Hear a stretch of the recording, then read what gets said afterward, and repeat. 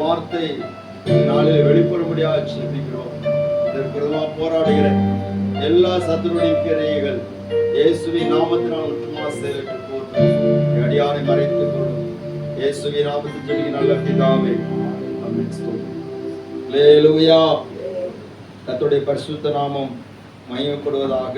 ஆண்டவராகிய இயேசு கிறிஸ்துவின் நாமத்தினாலே உங்களை யாவரையும் வாழ்த்துகிறேன். கர்த்தர் தாமே உங்களை தொடர்ந்து நடத்துவாராக. யோசுவாவின் புஸ்தகம் 3வது அதிகாரம்.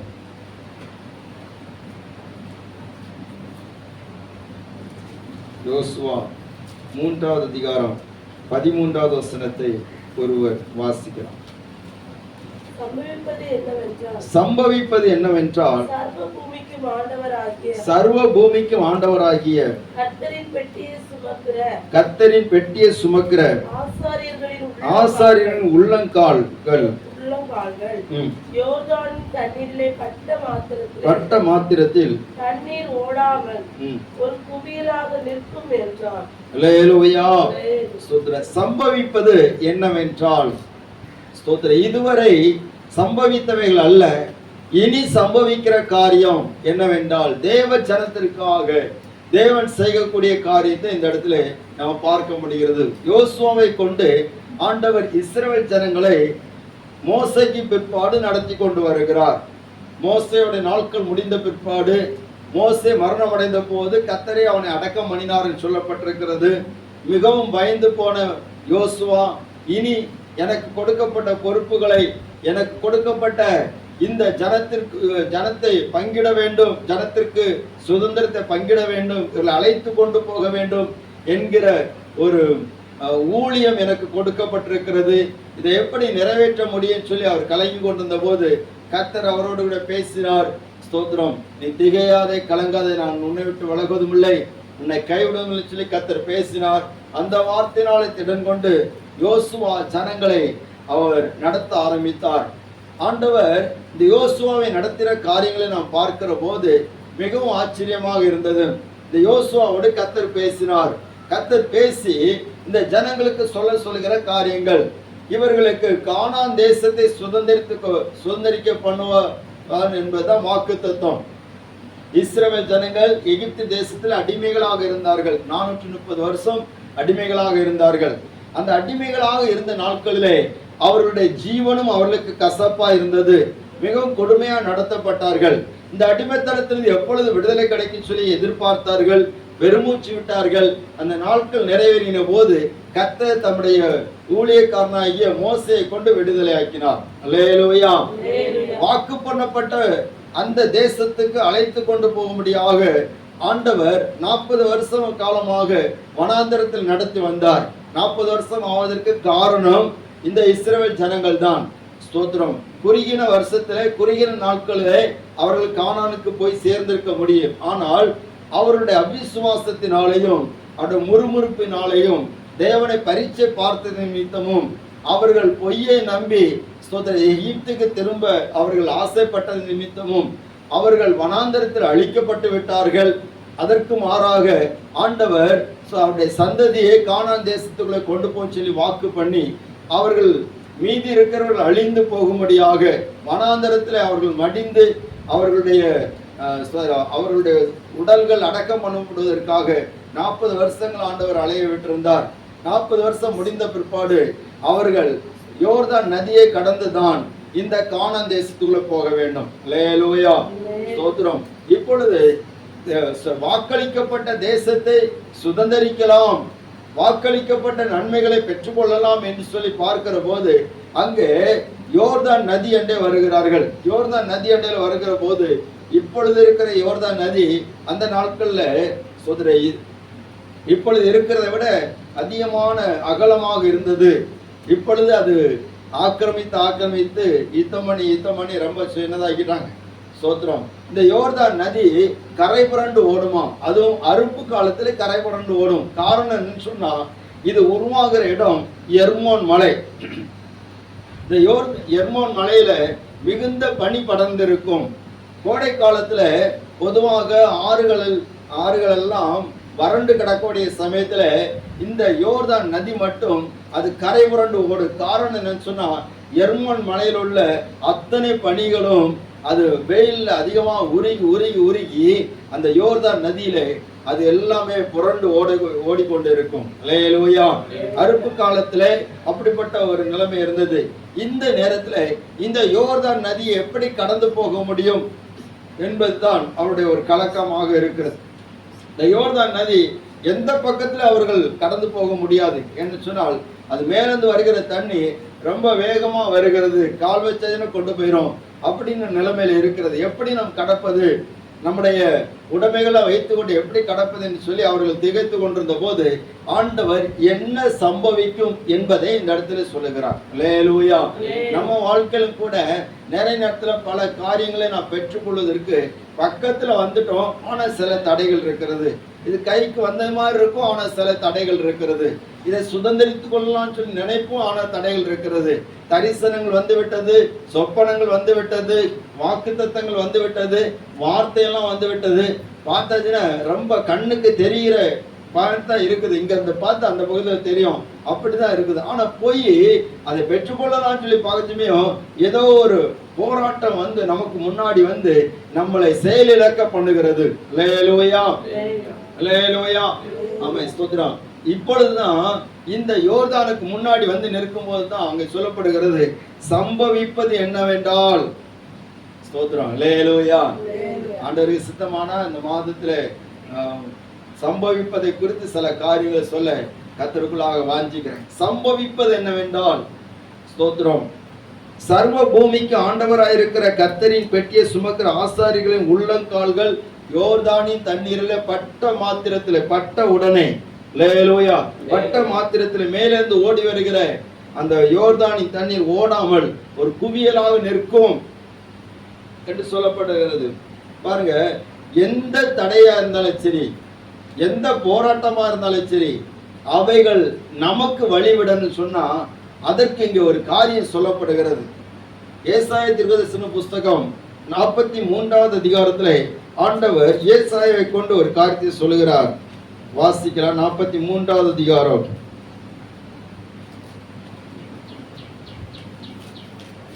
1வது வசனம் 2வது வசனம்.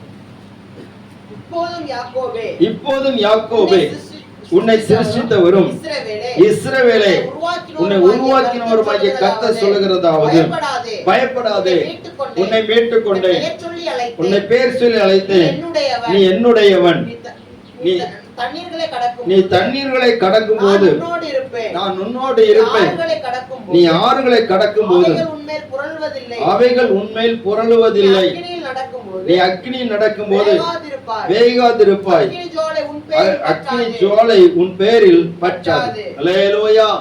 இஸ்ரவேலுக்கு ஆண்டவர் ஏற்கனவே முன்குறித்து வைத்திருக்க ஒரு பாதுகாப்பு, இஸ்ரவேல் ஜனங்களுக்கு ஆண்டவர் முன்குறித்து வைத்திருக்கிற பாதுகாப்பு இன்றைக்கும் அதை நம்ம பார்க்க முடியுது. எத்தனை நாடுகள் இஸ்ரவேல் தேசத்தை அழிப்பதற்காக போராடி கொண்டிருந்தாலும், ஸ்தோத்திரம், ஆண்டவருடைய பாதுகாப்பு அங்கே இருக்கிறது என்பதை நான் இப்பொழுதும் நம்ம பார்க்க முடியுது.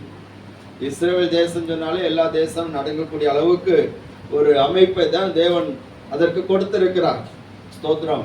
ஆனால் சகல பூமியில் உள்ள சகல ராஜ்யங்களும் இஸ்ரவேல் தேசத்துக்காக எழும்பும், தேசத்துக்கு விரோதமாக எழும்பும். அப்பொழுது கர்த்தர் யுத்த நாளிலே போராடுகிறது போல போராடி அதற்கு எதிராக வருகிற அத்தனையும் அவர் நிர்மூலம் பண்ணுவார்.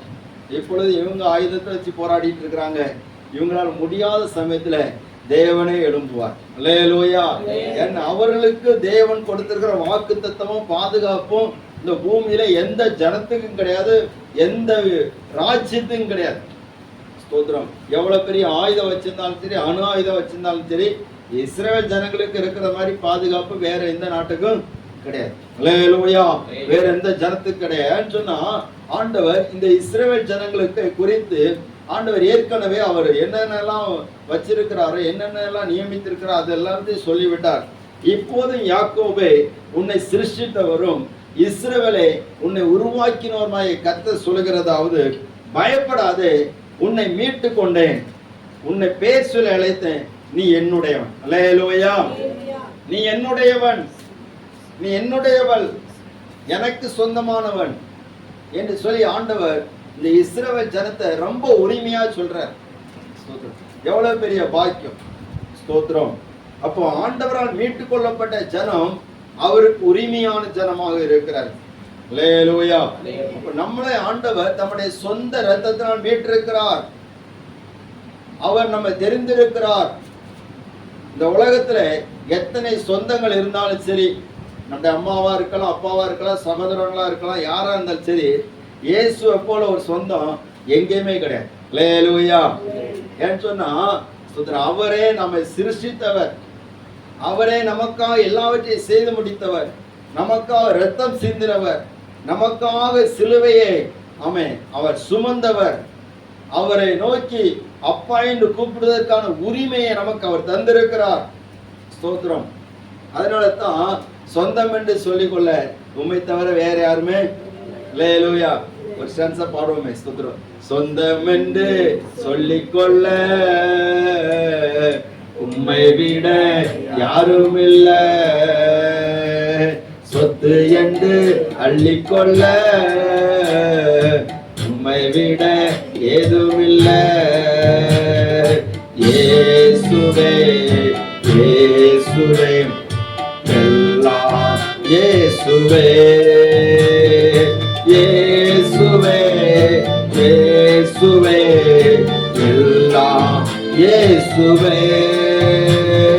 இயேசுவே இயேசுவே எல்லாம் இயேசுவே. அல்லேலூயா. நீ தண்ணீர்களை கடக்கும் போது நான் உன்னோடு இருப்பேன். நீ ஆறுகளை கடக்கும் போது அவர்கள் உண்மையில் புரளுவதில்லை. நீ அக்கினி நடக்கும்போது வேகாதிருப்ப, அக்கினி ஜுவாலை உன் பேரில் பற்றாது. அல்லேலூயா. இது ஆண்டவர் இஸ்ரவேல் ஜனங்களுக்கு ஏற்கனவே நியமித்தது. உன்னை கண்டாச்சுன்னா சுத்திரம் கடல் விலகி ஓடும், உன்னை கண்டாச்சுன்னா யோர்தான் பின்னிட்டு திரும்பும் என்று சொல்லி ஆண்டவர் இந்த மீட்கப்பட்ட ஜனத்திற்காக இயற்கையின் சூழ்நிலைகளை கர்த்தர் மாற்றுகிறார். ஆமென். அல்லேலூயா. இயற்கையின் சூழ்நிலைகளை மாற்றுகிறார். ஸ்தோத்திரம். சரி, பைபிள்லையும் வேத புஸ்தகத்திலையும் அநேக சம்பவங்கள் அவர்களை பாதுகாத்த காரியங்கள் இருக்கிறது. சரித்திரத்தில் அநேக சம்பவங்களை நாம் பார்க்க முடிகிறது. கர்த்தருடைய பரிசுத்த நாமம் மையப்படட்டும். அப்படியானால் இந்த ஜனங்கள் இவர்களுக்காக யோர்தான் பின்னிட்டு திரும்புவதற்கு சில காரியங்களை ஆண்டவர் அங்கே நியமித்து வைத்திருக்கிறார். சும்மா ஒண்ணு திரும்பாது. மீட்கப்பட்ட ஜனமா இருந்தாலும் சும்மா ஒண்ணு அந்த யோர்தான் பின்னாடி போகாது. அல்லேலூயா.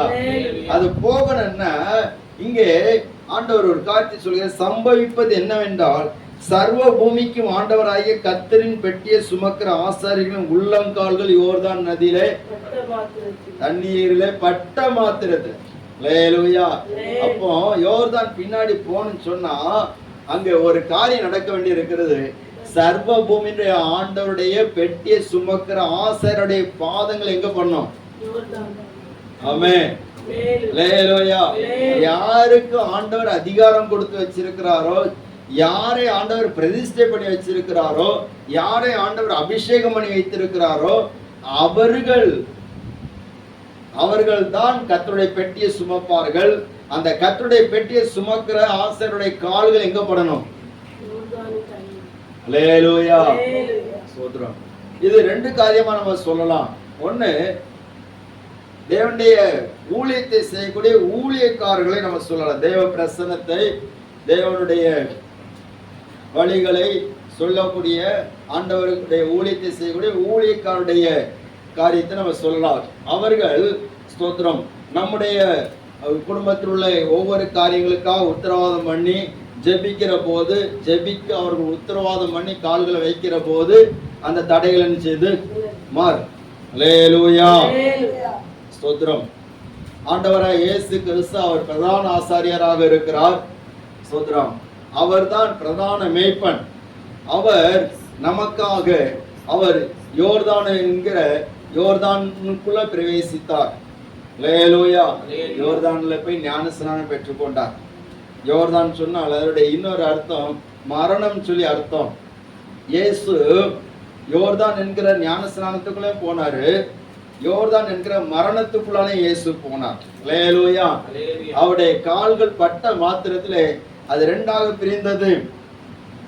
ஸ்தோத்திரம். தடைகள் விலகினது. நம்ம கிருபாசனத்தண்டை நெருங்கக்கூடிய அந்த தடைகள் எல்லாம் விலகினது. நம்ம ஆசீர்வாதத்தை பெற்றுக்கொள்வதற்காக இயேசு பிரதான ஆசாரியராக அவர் உள்ளே பிரவேசித்திருக்கிறார். ஆமென். அல்லேலூயா. ஸ்தோத்திரம். இந்த கர்த்தருடைய பெட்டி என்று சொல்லப்படுகிறது, அதுக்கு நல்ல அர்த்தங்கள் சொல்லப்படுகிறது. காரணம் என்னன்னு சொன்னா, இந்த கர்த்தருடைய பெட்டியை குறித்து சொல்லப்படுகிற ஒரு காரியத்தை நீங்க பாருங்க.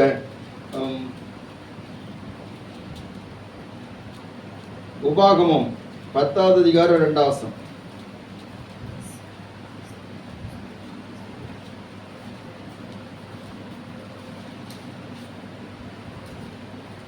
அதுக்கு முன்னாடி இன்னொரு வசனத்தோட வாசிக்கலாம்.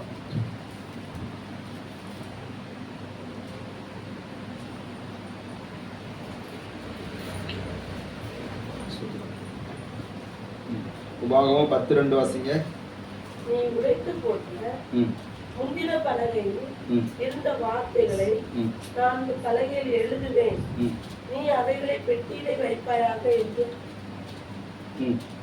அப்படியே நான் சீட்டி மரத்தினால் ஒரு பெட்டியை செய்து முந்தினவைகளுக்கு ஒத்த 2 கற்பலகைகளை வெட்டி அவைகளை என் கையில் எடுத்துக்கொண்டு மலையில் ஏறினேன். அல்லேலூயா. அப்போ உடைத்து போட்ட கற்பலகைகள், ஸ்தோத்திரம், அதுக்கு ஒத்த இன்னொரு 2 கற்பலகைகளை செய்து தேவன் கொடுத்த கட்டளைகள் அதில் எழுதப்பட்டிருக்கிறது. அந்த கட்டளைகள் எழுதப்பட்ட அந்த கற்பலகைகள் உள்ள வைக்கப்பட்டிருக்கிறது. அல்லேலூயா. ஆமென்.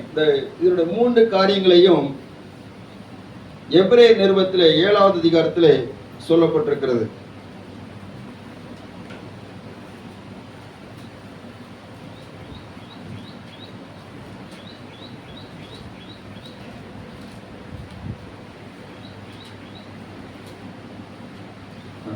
ஒன்பதாவது அதிகாரம், எபிரேயர் 9வது அதிகாரம் 4வது வசனம்.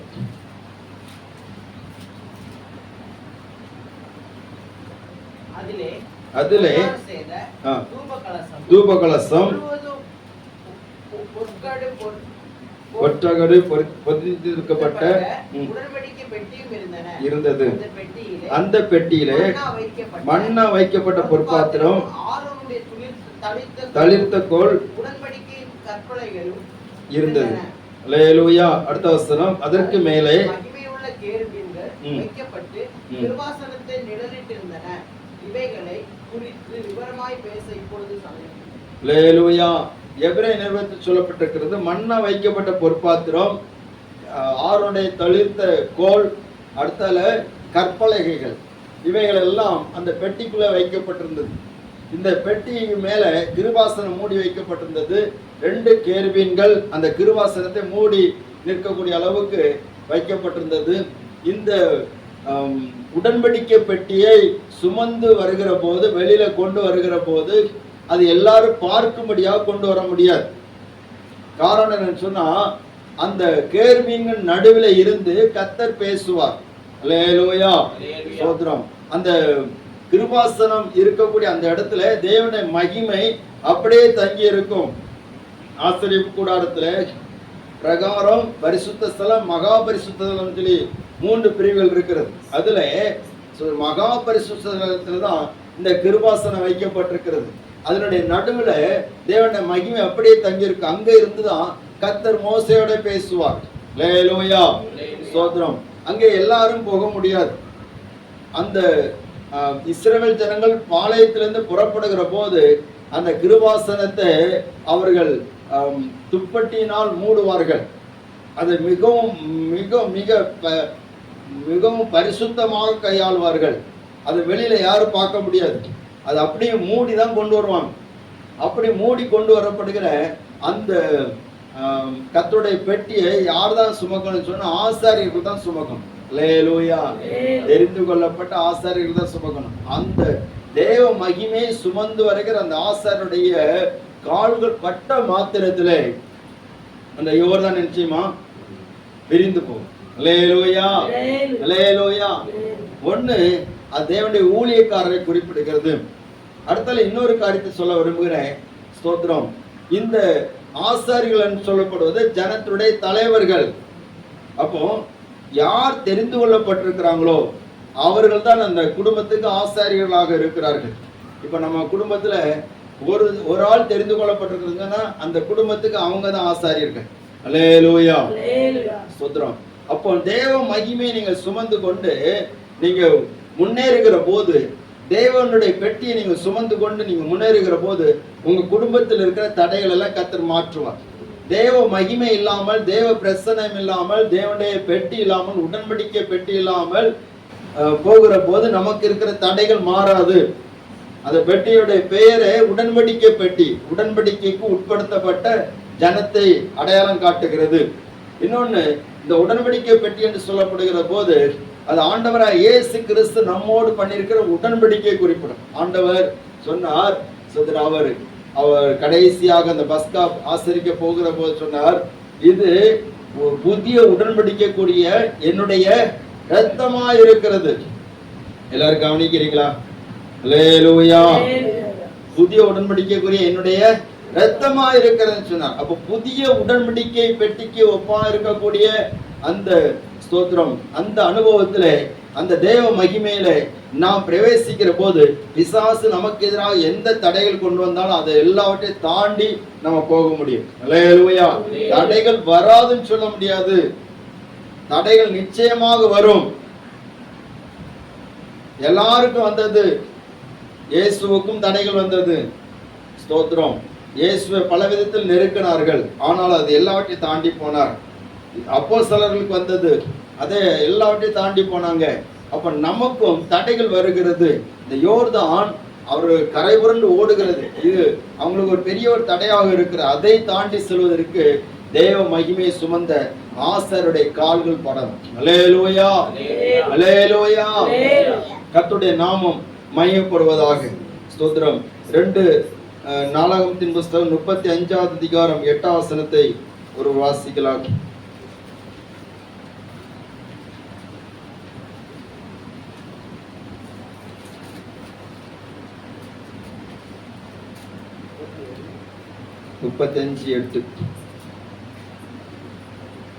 அவனுடைய பிரபுக்களும் மனப்பூர்வமான காணிக்கையாக ஜனத்திற்கும் ஆசாரியருக்கும் லேவியருக்கும் கொடுத்தார்கள். தேவனுடைய ஆலய விசாரணை கர்த்தராகிய இல்க்கியாவும் சகரியாவும் ஏகியரும் ஆசாரியர்களுக்கு பஸ்கா பலிக்கென்று 2600 ஆட்டுக்குட்டிகளையும் 300 காளைகளையும் கொடுத்தார்கள். அல்லேலூயா, ஸ்தோத்திரம். இந்த வசனங்களை பார்க்கும்போது பஸ்கா ஆட்டுக்குட்டியினாலே, அந்த பலியிடப்பட்ட அந்த ஆட்டுக்குட்டியினாலே இந்த பெட்டி தெளிக்கப்பட்டு பிரதிஷ்டைப்படப்படுகிறது. இப்போ யோசியாவின் நாட்களிலே இதே போல பஸ்கா ஆசரிக்கப்படுகிறது. அப்பொழுது அந்த பெட்டிக்கு ரொம்ப முக்கியத்துவம் கொடுத்து அவர்கள் அதை முன்னிறுத்தி அவர்கள் அதை ஆசரிக்கிறார்கள். அல்லேலூயா. அப்போ நம்ம அந்த கர்த்தருடைய மகிமை தங்குவதற்கும் கர்த்தருடைய மகிமை சுமந்து செல்வதற்கு நம்ம இடம் கொடுக்கணும். பாருங்க, நம்ம எங்க போனாலும் எங்க வந்தாலும் தேவனால் தெரிந்து கொள்ளப்பட்ட ஜனம் என்கிறத நம்ம உணர்ந்து கொள்ளணும். அதே நேரத்துல தேவ மகிமையோடு கூட நம்ம போகணும். எங்க போனாலும் தேவ பிரசன்னத்தை சுமந்து செல்கிற தேவ பிள்ளைகளாக இருக்கணும். தானியேல் போன இடத்துல எல்லாம் தேவ பிரசன்னம் அவரோடு கூட இருந்தது. அவரை பார்த்தவங்க எல்லாம் சொன்னாங்க, பரிசுத்த தேவனுடைய ஆவி இவர்களுக்குள்ள இருக்கிறது. அல்லேலூயா, அல்லேலூயா. ஸ்தோத்திர. கர்த்தருடைய நாமம் மகிமைப்படுவதாக. தேவ பிள்ளைகளே, அப்படியானால் இந்த ஜனங்கள் அவர்கள் வாக்குத்தத்தம் பண்ணப்பட்டதை சுதந்திரித்துக் கொள்வதற்கு ஸ்தோத்திரம், அவர்கள் மேல் தேவனுடைய பெட்டி இருந்தது. தேவனுடைய பெட்டி இல்லாமல், அந்த உடன்படிக்கை பெட்டி இல்லாம இவங்க முன்னாடி போக முடியாது. ஸ்தோத்திரம். இன்னொன்னு, இந்த நதி புறப்பட்டு வருகிறது. இது யாருக்கு பயந்து வெளியே யாரை கண்டு பின்னாடி திரும்ப சொன்னா ஆண்டவருடைய பிரசன்னத்தை கண்டுதான் பின்னாடி போகிறது. அல்லேலூயா. நமக்கு இருக்கிற எந்த போராட்டமா இருந்தாலும் சரி, நம்ம ஆண்டவரை சார்ந்து சொன்னா, அவர் கூட இருந்தாச்சுன்னா நமக்கு இருக்கிற எந்த தடையும் நமக்கு பெருசா தெரியவே தெரியாது. எந்த போராட்டம் நமக்கு பெருசா இருக்காது. எவ்வளவு பிரச்சனைகள் வருகிறது, நம்ம தலைக்கு மிஞ்சின போராட்டங்கள் வருகிறது, ஆனால் ஒன்றுமே நம்மளை நினைச்சாது மேற்கொள்ள முடியாது. அல்லேலூயா. சுத்திர. சங்கீதம் 66வது சங்கீதத்துல தாவீது ஒரு வார்த்தை சொல்லுகிறான்.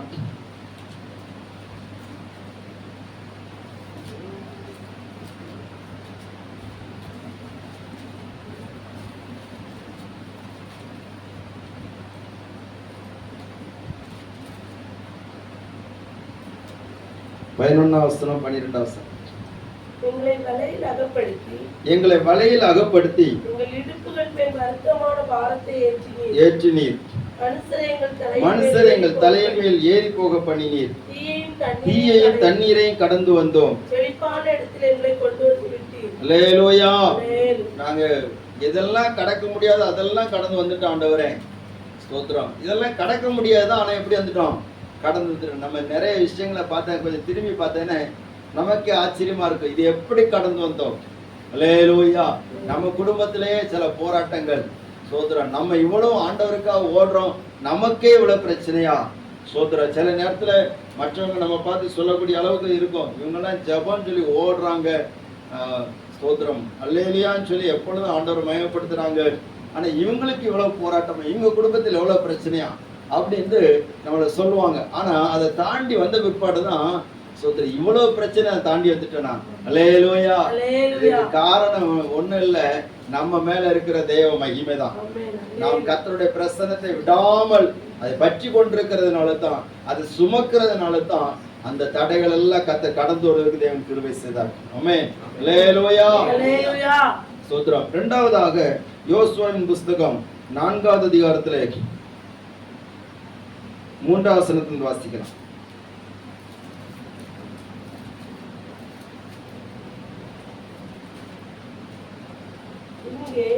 யோர்தானின் நடுவிலே ஆசாரியர்களின் கால்கள் நிலையாய் நின்ற இடத்திலே 12 கற்களை எடுத்து அவைகளை உங்களோடு கூட அக்கறைக்கு கொண்டு போய் நீங்கள் இன்று இரவில் தங்கும் ஸ்தானத்திலே அவைகளை வையுங்கள் என்று அவர்களுக்கு கட்டளையிடுங்கள் என்றார். அல்லேலூயா. இப்போ தேவனுடைய பெட்டியை சுமந்து கொண்டு அந்த ஆசாரியர்கள் உள்ளே பிரவேசித்தார்கள். உள்ளே பிரவேசித்தவர்களுக்கு கட்டளை என்ன சொன்னா, நீங்க என்ன பண்ண ஸ்தோத்திரம், யோர்தானுக்கு நடுவுல நிக்கணும். அந்த பெட்டியை சுமந்து கொண்டு எங்க நிக்கணும்? யோர்தானுக்கு நடுவுல நிக்கணும். ஜனங்கள் எல்லாரும் கடந்து போவார்கள். ஆமென். அல்லேலூயா. உள்ளே பிரவேசிக்கணும், நடுவுல நிக்கணும். இவர்கள் எத்தனை லட்ச ஜனங்கள் அந்த யோர்தானை கடந்து போனாலும் இந்த கர்த்தருடைய பெட்டியை சுமக்கிற ஆசாரிகள் எங்கதான் நிக்கணும்? நடுவுல நிக்கணும். அது எப்படி சாத்தியமா இருக்கும்? ரொம்ப கஷ்டம்ல. ஆனா நின்னுதான் ஆகணும். எத்தனை மணிக்கூர் ஆனாலும் சரி நின்னுதான் ஆகணும். எல்லா ஜனங்களும் யோர்தானை கடந்து போறாங்க. இந்த தேவனுடைய பெட்டியை சுமக்கிற ஆசாரிகள் நடுவுல நிக்கிறாங்க. ஸ்தோத்திரம். நம்ம சத்தியத்தை சுமந்து நம்ம உறுதியா நிற்போம்னு சொன்னா நம்ம கூடால ஒரு கூட்டம் நமக்கு ஸ்தோத்திரம் தேவனுடைய ராஜ்யத்துக்குள்ள நிச்சயம் கடந்து வரும். அல்லேலூயா. அல்லேலூயா. நம்ம உறுதியா இருக்கணும். வசனத்துல உறுதியா இருக்கணும், உபதேசத்துல உறுதியா இருக்கணும், கர்த்தருக்குள்ள உறுதியா இருக்கணும். ஸ்தோத்திரம். தீர்மானங்கள்ல உறுதியா இருக்கணும். நமக்குள்ளான உறுதியற்ற தன்மை இருந்துன்னு சொன்னா ஸ்தோத்திரம் நமக்கு இருக்கிற தடைகள் ரொம்ப நேரமா நீங்கி போகாது.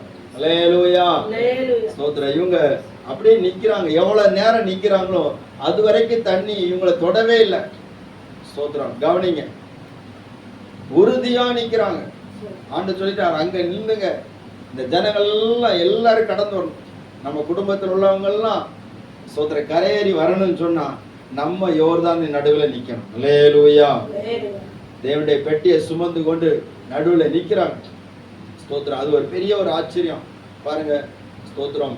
அநேக தேவ மனிதர்களை பார்க்கும் போது அவங்க வசனத்துக்காக உறுதியா நிற்கிறதை பார்க்க முடிகிறது. ஸ்தோத்திரம். 1 சாமுவேல் 5ஆவது அதிகாரம்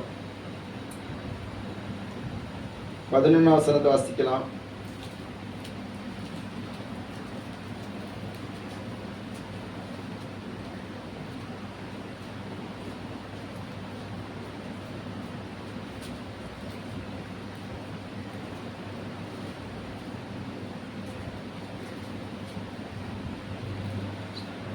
அவர்கள் பெலிஸ்தரின் அதிபதிகளை எல்லாம் கூடி வரும்படிக்கு அழைத்து, இஸ்ரவேலின் தேவன் எங்களையும் எங்கள் ஜனங்களையும் கொண்டு போடாதபடிக்கு அவருடைய பெட்டியை அதன் ஸ்தலத்திற்கு திரும்ப அனுப்பிவிடுங்கள் என்றார்கள். அல்லேலூயா. சாவு மும்முரமா இருந்தது. ஸ்தோத்திரம். பாருங்க, தேவனுடைய பெட்டியை எங்க வைக்கணுமோ, எங்க கொண்டு நிறுத்தணுமோ அங்க நிறுத்தாதபடிக்கு ஏலியுடைய குமாரர்கள் என்ன பண்ணாங்கன்னா யுத்த களத்துக்கு கொண்டு வந்துட்டாங்க. பெலிஸ்தர்கள் தேவனுடைய பெட்டியை பிடித்துட்டு போயிட்டாங்க. போய் தாகோனுடைய சிலைக்கு முன்னாடி கொண்டு வைக்கிறாங்க. தாகோன் முகம் குப்புற விழுந்து கிடக்கிறது. அந்த பெட்டி இருக்கிற இடத்துல எல்லா ஜனங்கள் மத்தியில வாதைகள் உண்டாகிறது. அப்போ அந்த வாதைகள் உண்டானதுனால அவங்க எல்லாரும் சொல்றாங்க, இந்த பெட்டி நம்மகிட்ட இருக்கிறதுனால தான் நம்ம நினைச்சிரோம் பாதிக்கப்படுறோம் அப்படின்னு சொல்லிட்டு சுத்தர் அனுப்பி விடுறாங்க. அப்போ அதனுடைய ஸ்தானத்துக்கு அனுப்பி விடுறாங்க. அல்லேலூயா. அவங்களுக்கு தெரியுது அதனுடைய ஸ்தானத்துக்கு அனுப்பணும் அப்படின்ட்டு.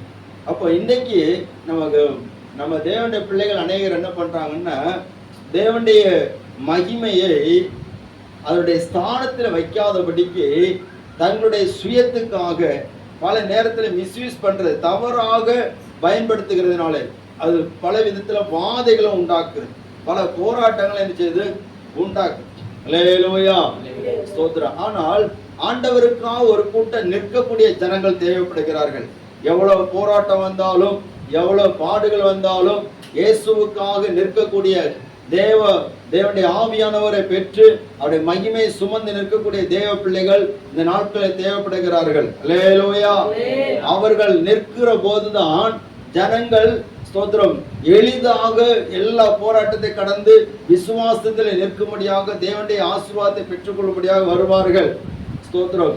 எப்பொழுது இந்த ஆசாரியருடைய கைகள் தளருகிறதோ, எப்பொழுது இந்த ஆசாரியர்கள் தவறாக செயல்படுகிறார்களோ அப்பொழுது ஜனங்கள் போக வேண்டிய இடத்துக்கு போக முடிய மாட்டேங்குது. இந்த கிறிஸ்தவ வட்டாரத்துல நிறைய நடக்குது. ஸ்தோத்திரம். அவர்கள் சத்தியத்துக்காக நிற்க மாட்டேங்கிறாங்க. ஒரு சந்ததி நின்றது, இன்னொரு சந்ததி நிற்க மாட்டேங்குது. அவர்கள் சத்தியத்தை விட்டு விலகி போகிறதுனால ஸ்தோத்திரம் வருகிற சந்ததிகளும் இடறி விழுந்துகிட்டே இருக்கிறாங்க. அல்லேலூயா, அல்லேலூயா. நீங்களும் நானும் தேவ மகிமையை சுமந்து இந்த யோர்தானுக்குள்ளால ஸ்தோத்திரம் எவ்வளவு போராட்டம் வந்தாலும் கிறிஸ்துவை நாம் வெளிப்படுத்துகிறவர்களா நாம் நிற்போமானால் ஸ்தோத்திரம் கர்த்தர் நம்ம மூலம் பெரிய காரியங்களை செய்வார். ஆமென். அல்லேலூயா, ஸ்தோத்திரம். கர்த்தருடைய நாமம் எப்பொழுதாக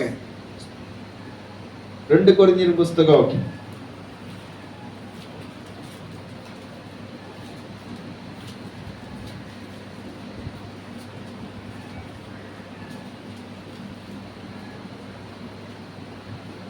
2வது அதிகாரம்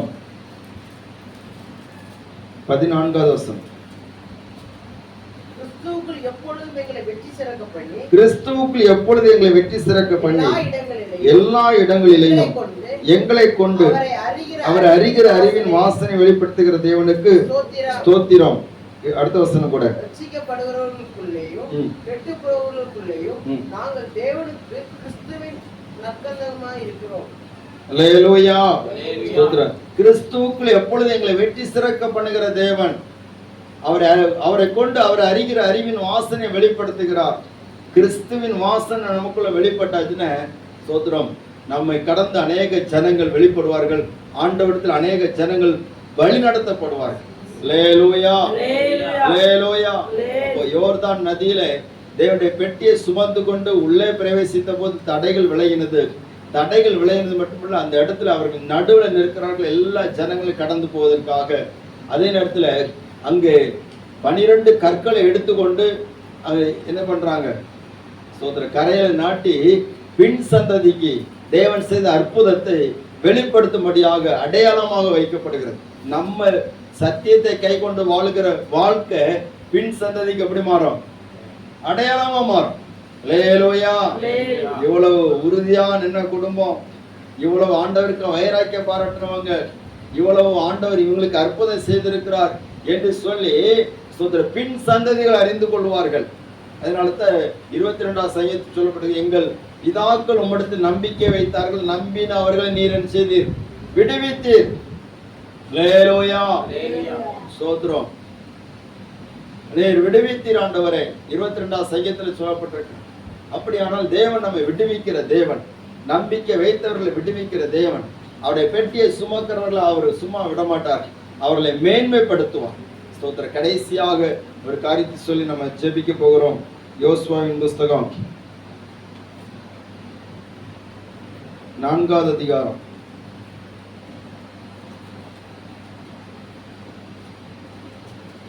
11வது வசனம். ஜனமெல்லாம்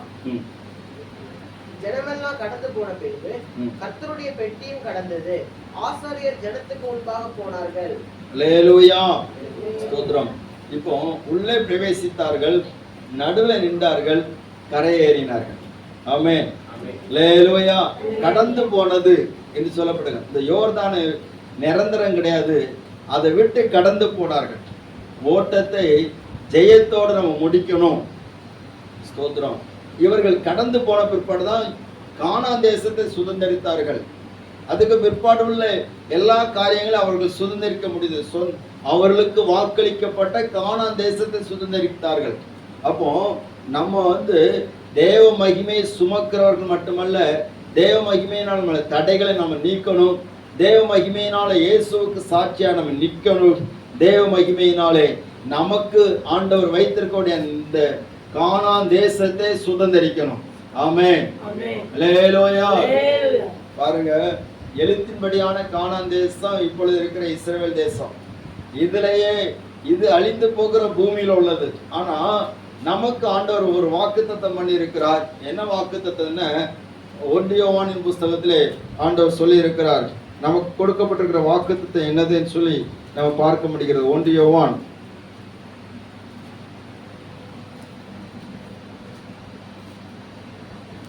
2வது அதிகாரத்திலே 25 வசனம். நித்திய ஜீவனை அளிப்பேன் என்பதே அவர் நமக்கு செய்த வாக்குத்தத்தம். அவர் நமக்கு செய்த வாக்குத்தத்தம். அல்லேலூயா. நித்திய ஜீவன் அளிப்பேன். நீங்க அழிந்து போகிற ஜீவன் அல்ல, நித்திய ஜீவன். அந்த நித்திய ஜீவன் இயேசுவுக்குள்ளால இருக்கிறது.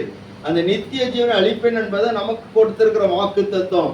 அந்த நித்திய ஜீவனை பெற்றுக்கொள்வதற்காக நாம் இந்த யோர்தானை கடந்து போக வேண்டி இருக்கிறது. அல்லேலூயா. மரணம் என்கிற யோர்தானை கடந்து போக வேண்டி இருக்கிறது. இதுல நாம் நிலைத்திருப்பதில்லை. ஸ்தோத்திரம். இது நமக்கு நிரந்தரம் கிடையாது. இந்த தடை நமக்கு நிரந்தரம் கிடையாது. ஏனென்று சொன்னால், தேவனுடைய பெட்டியை சுமக்கிற ஆசாரியர்களாக தேவன் நம்ம வைத்திருக்கிறபடினாலே இதை நாம் கடந்து கரையேறி செல்வோம். அல்லேலூயா. பவுல் சொல்றார், நல்ல போராட்டத்தை போராடினேன், ஓட்டத்தை முடித்தேன், விசுவாசத்தை காத்து கொண்டேன். இது முதல் நீதியின் கிரீடம் எனக்காக வைக்கப்பட்டிருக்கிறது. அல்லேலூயா. எனக்கு மட்டுமல்ல, அவருடைய வருகை அவருடைய பிரசனத்தை எதிர்பார்க்கிற அனைவருக்கும் அது நிச்சயப்பட்டிருக்குது, வைக்கப்பட்டிருக்கிறது.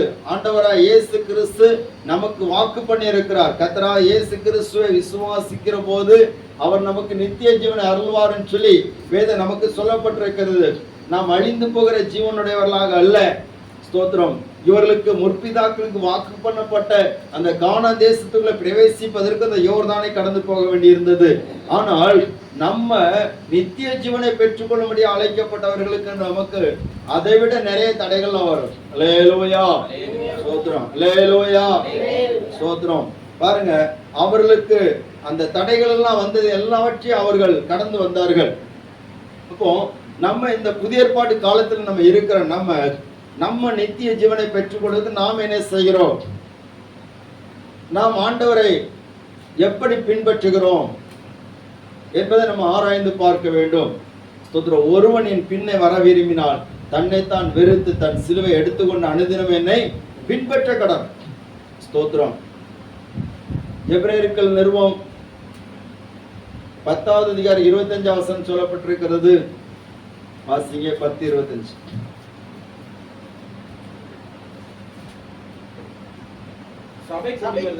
சபை கூடி வருதலை சிலர் விட்டு விடுகிறது போல நாமும் விட்டு விடாமல் ஒருவருக்கு ஒரு புத்தி சொல்ல கடவோம். நாளானது சமீபித்து வருகிறதை எவ்வளவா பார்க்கிறீர்களோ அவ்வளவாய் புத்தி சொல்ல வேண்டும். அல்லேலூயா. ஸ்தோத்திரம். சபை கூடி வருதலை சிலர் விட்டு விடுகிறது போல நாமும் விட்டு விடாமல் ஒருத்தருக்கு ஒருத்தர் புத்தி சொல்லணுமா? ஏன் சபை கூடி வருதுன்னு சொன்னா, சபை கூடி வருகிற போதுதான் நாம் கர்த்தருடைய வருகைக்கு நாம் ஆயத்தமாகிறோம். அல்லேலூயா. நித்திய ஜீவனை பெறுகிறதுக்கு நாம் தகுதி உள்ளவர்களா நம்ம மாறுறோம். ஏன்னா வசனம் சொல்லப்படுகிறது, தேவ பிரசன்னம் நம்மை வழி நடத்துகிறது. தேவ மகிமை நாம் பெற்றுக்கொள்கிற தேவனை ஆராதிக்கிற போது அவரோடு நாம் இசைந்து விடுகிறோம். நம்முடைய விண்ணப்பங்களை சொல்லுகிற போது நம்முடைய வாழ்க்கையில பெரிய மாற்றங்கள் வருகிறது. சபை கூடி வருதல் ரொம்ப முக்கியமானது. நாம் தேவனுடைய ஆலயமாக இருக்கிறோம். ஆனால் நாம் கூடி வருகிற போது, நாம் எல்லாருமே சேர்ந்து சபை கூடி வருகிற போது கர்த்தர் நம்மத்தில் உலாவுகிறவராக இருக்கிறார். சபை நடுவில் கர்த்தர் என்ன செய்றாரு? உலாவுகிறார். அல்லேலூயா, ஸ்தோத்திரம். சபை கூடி வராவிட்டால் தேவன் உலாவ மாட்டார். அவர் ஒரு விக்கிரகம் அல்ல. ஸ்தோத்திரம். தேவ ஜனம் கூடி வந்தாச்சுன்னா அங்க வருவார். அங்கே துதித்தால் அவர் வருவார், அங்கே ஆராதித்தால் வருவார், ஜெபம் பண்ணினால் வருவார், இல்லாவிட்டால் வரமாட்டார். அல்லேலூயா, ஸ்தோத்திரம். அப்படியானால் ஸ்தோத்திரம், சபை கூடி வருகிற போது அவர் அத்தனை பேர் மத்தியில் அவர் உலாவி அவருடைய கண்ணீரை துடைக்கிறார், அவருடைய கேள்விகளுக்கு பதில் கொடுக்கிறார், அவரை ஆறுதல் படுத்துகிறார். ஸ்தோத்திரம். அற்புதங்களை செய்கிறார், அடையாளங்களை செய்கிறார். அதே நேரத்தில் அவர்களை தம்முடைய வார்த்தை கொண்டு ஆயத்தப்படுத்துகிறார். இந்த யோர்தானை தாண்டி அவர்கள் கரையேறி வந்த பிற்பாடு அவர்களை ஆயத்தப்படுத்துகிறார்கள். தேவனுடைய அந்த கானான் தேசத்தை சுதந்திரத்துக்கு கொள்வதற்கு ஆயத்தப்படுத்துகிறார்கள். எப்படின்னு சொன்னா, விருத்த சேதனம் பண்ணப்படாதவங்களுக்கு எல்லாம் விருத்த சேதனம் பண்ணப்படுகிறது. அல்லேலூயா. கில்காலில வந்து அவர்கள் எகிப்தின் நிந்தையை புரட்டி போடுகிறார்கள். இதெல்லாம் நடக்கிறது. ஏன்னா நீங்க புதிய தேசத்துக்குள்ள போக போறீங்க, உங்களுக்குன்னு வாக்கு பண்ணி நான் தேசத்துக்குள்ள போக போறீங்க. அப்போ நமக்கும் இப்படிப்பட்ட ஆயத்தங்கள் உண்டு. அன்றைக்கு அவர்களுக்கு கொடுக்கப்பட்ட கானான் நமக்கு இப்பொழுது கொடுக்கப்படுகிற பரலோகத்துக்கு ஒரு அடையாளமா இருக்கிறது. அல்லேலூயா, அல்லேலூயா, ஒரு அடையாளம். இந்த கானானுக்குள்ளால போவதுக்கு மோசே ரொம்ப ஆசைப்பட்டாரா இல்லையா? ஆசைப்பட்டார். ஆனா ஆண்டவர் போக விட்டாரா? இல்ல. யோர்தானை கடக்க விடல. ஸ்தோத்திரம். எவ்வளவு பெரிய ஒரு வேதனை. ஆண்டவரே, என்ன கொண்டுதானே ஆண்டவரே ஜனங்களை விடுவிச்சீர். நீர் என்கிட்ட முகமுகமா பேசினீரே. உம்முடைய சமூகத்துல நின்று நான் எவ்வளவு உம்முடைய பிரசன்னத்தை நான் உணர்ந்திருக்கிறேன். ஆமென்.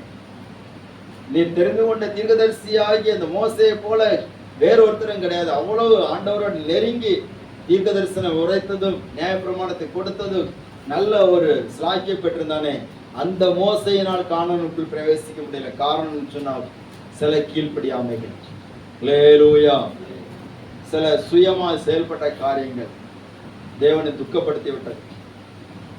ரொம்ப ஜெபம் பண்றாரு, கேட்கிறார், ஆண்டவரே எப்படியாவது இந்த கானானுக்குள்ள விட்டுறணும். ஆண்டவர் சொல்லிட்டாரு, இதை பத்தி ஆண்டவர் என்ன சொல்லக்கூடாது, பேசக்கூடாது. உபாகம் 3வது அதிகாரத்தில் சொல்லுகிறது. ஸ்தோத்திரம். உபாகமம்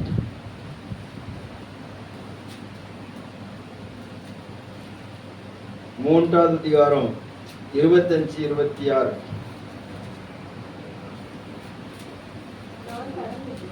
நான் கடந்து போய் யோர்தானுக்கு அப்புறத்தில் உள்ள அந்த நல்ல தேசத்தை, அந்த நல்ல மலையையும் லீபனோனையும் பார்க்கும்படி உத்தரவு கொடுக்க வேண்டும் என்று சொல்லி வேண்டிக் கொண்டான்.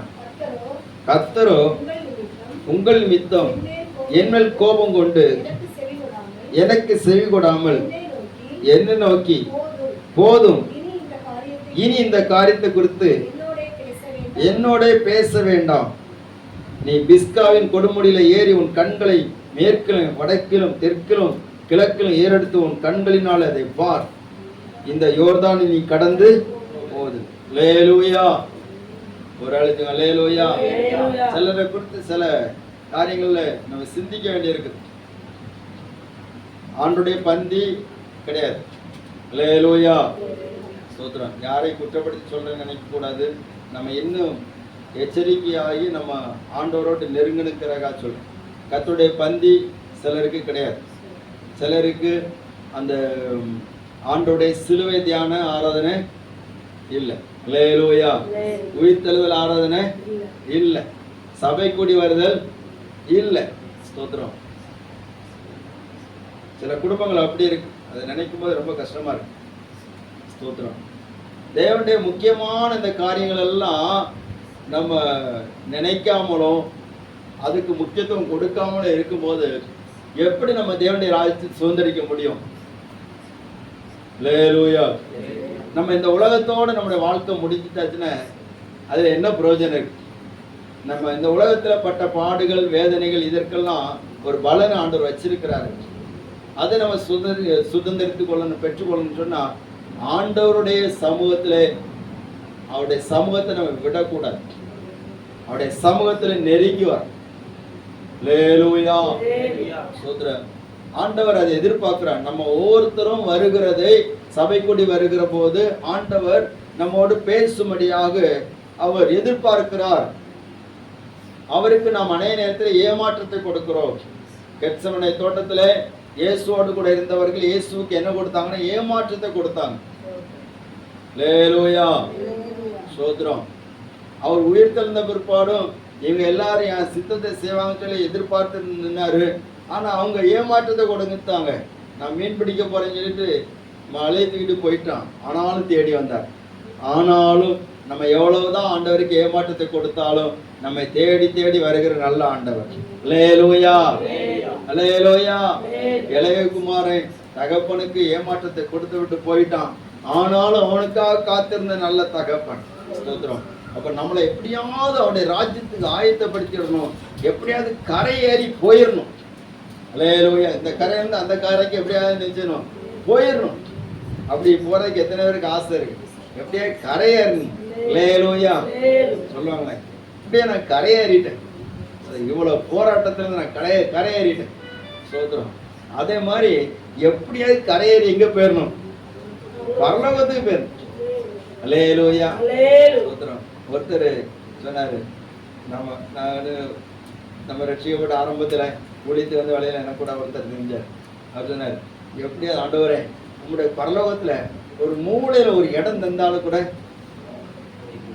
அல்லேலூயா. இப்ப அவர் மூலையில இடம் கட்டவர் இப்போ எந்த இடத்துல இருக்காரு தெரியாது. அல்லேலூயா. சோத்திரம். மூலையில இடம் கட்டவர் பரலோகத்துல ஒரு மூலையில ஒரு இடம் தாருங்க. சோத்திரம். இப்ப மூலையில இடம் கட்டவர் காணல, எங்க போய் இருக்காரு தெரியாது. இதே போலதான் நிறைய பேர் எதிர்பார்க்கிறாங்க, ஒரு மூலையில இடம் கிடைச்சா போதும். ஐயோ, ஆண்டவர் பரலோகத்துல நமக்கு எவ்வளவு பெரிய பாக்கியத்தை வச்சிருக்கிறார். நம்மள அவருடைய ராஜ்யத்தை நம்ம மட்டுப்படுத்தக்கூடாது. அல்லேலூயா. அவருடைய ராஜ்யத்தையோ அவருடைய வசனங்களையோ நம்ம மட்டுப்படுத்தக்கூடாது. அவர் நமக்கு ஒரு மேன்மையான பாக்கியத்தை வைத்திருக்கிறார். அதை பெற்றுக்கொள்வதற்கு நாம் கரையேறி போனோம். கரையேறி அவர் அண்டையில நெருங்கி வரணும். அல்லேலூயா. ஸ்தோத்திரம். அப்படி நாம் நெருங்கி வருகிற போது அவருடைய ராஜ்யத்தை நம்ம சுதந்திரித்துக் கொள்ள முடியும். இந்த யோர்தானை கடந்து போனாதான் கானான் தேசத்தை சுதந்திரிக்க முடியுமா அப்படின்னு கேள்வி கேட்டுட்டு இந்த பக்கத்துல என்னாச்சுன்னா ஒருத்தரும் போயிருக்க மாட்டார். ஆண்டவர் ஸ்தோத்திரம் யோர்தானை கடந்து போவதற்கு ஆண்டவர் நடத்தினார். அதற்கு அவர்கள் சும்மா ஒன்றும் போக முடியாது. தேவனுடைய பெட்டியை சுமந்து கொண்டு போகணும். அல்லேலூயா. தேவனுடைய பெட்டியை ஆசாரிகள் சுமப்பார்கள். ஸ்தோத்திரம். அதை பின்தொடர்ந்து போனோம். ஸ்தோத்திரம். அதே போல ஆண்டவரால் தெரிந்து கொள்ளப்பட்ட தேவனுடைய தேவ பிள்ளைகள், நாம் ஆசாரியர்கள், நாம் தேவனுடைய பெட்டியை சுமக்கிற போது நம்ம கூட ஒரு பின்னாடி ஒரு கூட்டம் வரும். அது நமக்கு முன்னாடி போகும். அல்லேலூயா. நம்மளால கடந்து போவார்கள், நாமும் கடந்து போவோம். ஸ்தோத்திரம். நம்மளாலே கடந்து போவார்கள், நாமும் கடந்து போனோம், தாண்டி போனோம். ஸ்தோத்திரம். சிலர் என்ன பண்ணுவாங்கன்னா அவங்களோட போயிடுவாங்க நிறைய பேர், ஆனா இவங்க போக மாட்டாங்க. அது ரொம்ப பிரச்சனை. ஸ்தோத்திரம். அல்லேலூயா. ஒரு அல்லேலூயா. எனக்கு முதல்ல ஒருத்தர் பைபிள் வாங்கி தந்தார். பைபிள் வாங்கி தந்தோன்னே எனக்கு ஆச்சரியமான, பரவாயில்ல, ஆண்டவர் மேல நல்ல அன்பு வச்சு பைபிள் வாங்கி தந்திருக்கிறார். முதல்ல அவர் வாங்கி தந்த பைபிள் ரட்சிக்கப்பட்டு கூட்டத்துக்கு போன பிற்பாடு முதல்ல அவர் பைபிள் வாங்கி தந்தார். கடைசியில கொஞ்ச நாள் கழிச்சு பார்த்தேன்னா பைபிள் வாங்கி தந்தவர் ஆளை காணல, எங்க போனாருன்னு அவர் இன்னொரு கோயில போய் கொண்டுட்டு இருக்காரு. அல்லேலூயா. ஸ்தோத்திரம். அப்ப என்ன, நம்மளால நிறைய பேர் பரலோகத்துக்கு போவாங்க, ஆனா நம்ம போகாம இருக்கக்கூடாதுதான் சொல்ல வர. ஸ்தோத்திரம். ஒருவேளை நம்ம அநேகர் நன்மை செய்து அவங்க ஆசீர்வதிக்கப்படுவாங்க, அவங்க ஆண்டவருக்குள்ள வருவாங்க, ஆனா நாமும் போகணும். அல்லேலூயா. ஒரு வசனத்தை மட்டும் வாசித்து நம்ம ஜெபம் பண்ணுவோம். 1 தீமோத்தேயு 4ஆம் அதிகாரம்.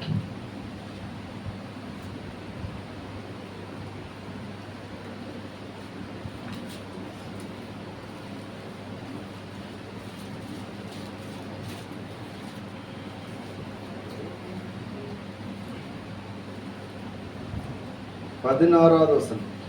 உன்னை குறித்தும் உன்னை குறித்தும் உபதேசத்தை குறித்து எச்சரிக்கையாயிரு, இவைகளை நிலை கொண்டிரு. இப்படி சேவாயானால் உன்னையும் உன் உபதேசத்தை கேட்பவர்களையும் ரட்சித்துக் கொள்வாய். அல்லேலூயா.